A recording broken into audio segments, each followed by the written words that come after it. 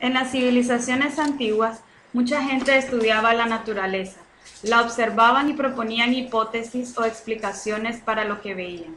Sin embargo, sus hipótesis muy pocas veces eran sometidas a pruebas.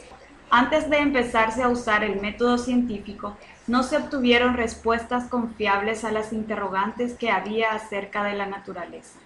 Ha habido varias hipótesis en relación con la forma en que se originan los seres vivientes. La generación espontánea es la hipótesis que dice que los seres vivientes se pueden originar de materia no viviente. El maestro y filósofo griego Aristóteles creía en la generación espontánea. Aristóteles había observado una charca durante un largo periodo de sequía. El agua de la charca se fue secando hasta que solo quedó fango en el fondo. Al terminar la sequía, la charca se volvió a llenar de agua. Aristóteles observaba que al principio no había peces. Después observó peces en la charca. Aristóteles llegó a la conclusión de que estos peces no habían sido producidos por otros peces, porque todos los peces que había antes murieron durante la sequía.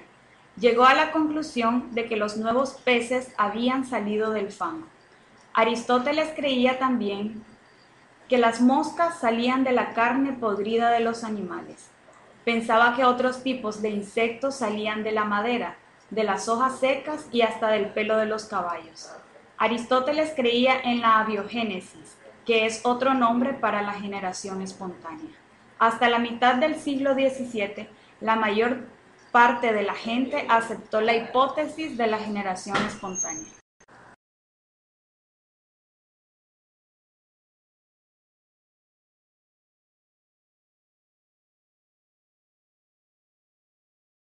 Francisco Redi, un médico y científico italiano, no estaba convencido de que las moscas salían de la carne podrida.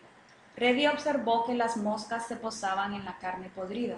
También observó que en la carne aparecían pequeños organismos blancos parecidos a gusanos. Estos gusanos se comían la carne podrida.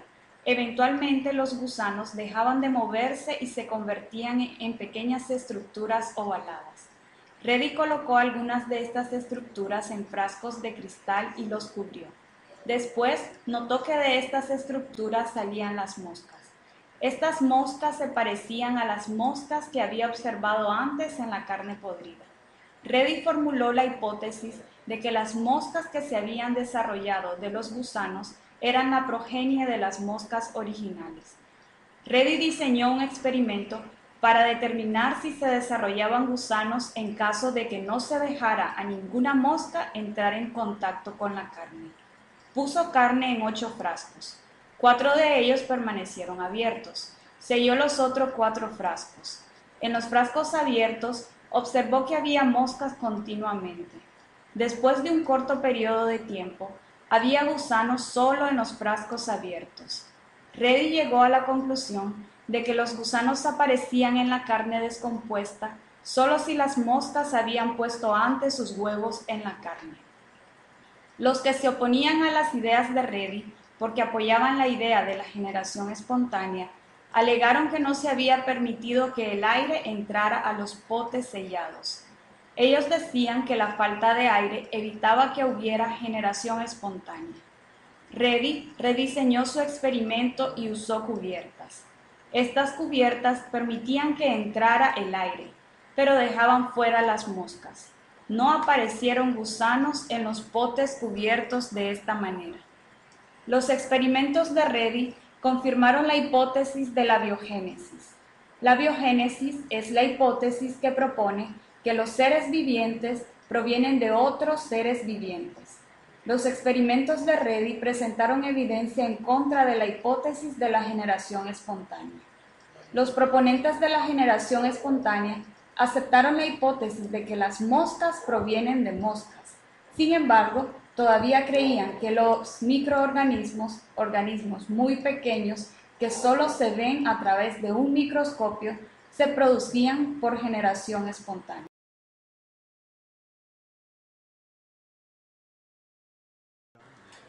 Entre los proponentes de la hipótesis de la generación espontánea estaba John Newton, un científico inglés. Needham llevó a cabo numerosos experimentos en los que preparaba unos caldos de carne y vegetales. Entonces los dejaba estar en envases con tapones de corcho que no estaban bien ajustados. De hecho, creía que al hervir los caldos mataría todos los microorganismos que había en ellos. Pasados unos días, Needham observó que los caldos contenían microorganismos.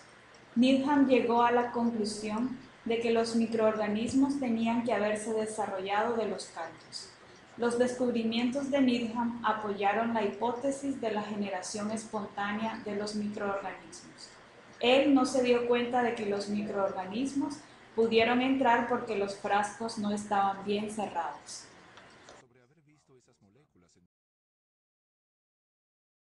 Lázaro Spallanzani era un científico italiano que repitió los experimentos de Needham. Spallanzani tuvo particular cuidado al hervir las mezclas y al llenar los frascos. Usó corchos para tapar la mitad de los frascos. Selló herméticamente la otra mitad de los frascos. Spallanzani observó que los seres vivientes aparecieron solamente en los frascos tapados con corcho. Presentó este experimento como evidencia de que no hay generación espontánea. Pero los proponentes de la generación espontánea señalaron que se había excluido el aire de los frascos sellados. Sostenían que el aire era esencial para que hubiera generación espontánea. Los biogenistas, sin embargo, creían que el aire era la fuente de la contaminación y había que excluirlo.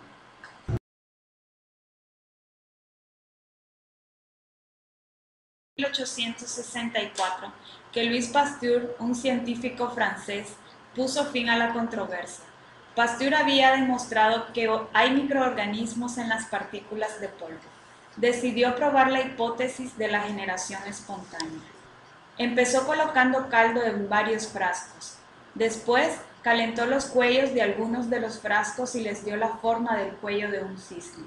El resto de los frascos tenían los cuellos derechos.